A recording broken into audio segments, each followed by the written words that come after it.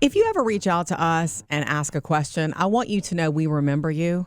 And sometimes I can't get you off my mind. And that's because I want to address this. Jane had emailed the show like yesterday. And Sam, you read this email where she was asking, hey, Jodi, I understand you can't have chocolate. I can't either. How do you deal? Yeah. And I think we answered with these funny stories of the fact that I couldn't when I was a child. Yeah, when you were a child, you can have it now, but we've poked fun of that over the years. You've laughed at it over the years because the doctor misdiagnosed you. Completely. Yeah. But so the truth of the matter is I can have chocolate. I could then. We just didn't know that. And so you've been on my mind, Jane, because I feel like I did not answer you. Yeah.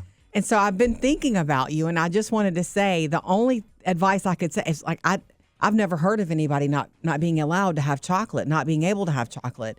But if it were me, of course, I'm sure you've explored all the substitute options. You guys are aware you're aware there's a substitute for chocolate. I know they have carob. plant-based chocolate now too. Right.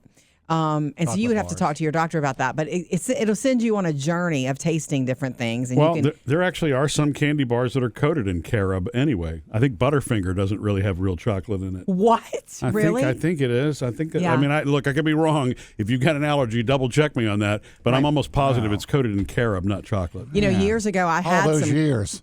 Yeah. Years ago I had some carob chocolate. Well, carob substitute. Yeah. Not because of an allergy, but because when I worked at the health club years ago, this, guy was one of our bosses was, very careful about everything he put in his body. And he had that instead of chocolate. And he was going, why don't you try some, Jodi? And of course, I was like, this is not chocolate. What's it taste like? Chocolate-ish. Oh. It tastes nutty. It's a rich, velvety, nutty taste. It's not quite as rich as chocolate, but it is the closest. Use your teeth to strip off the top of a Butterfinger, and that's what it tastes like. So I'm just saying. What I try wanted to it. say, Jane, is this.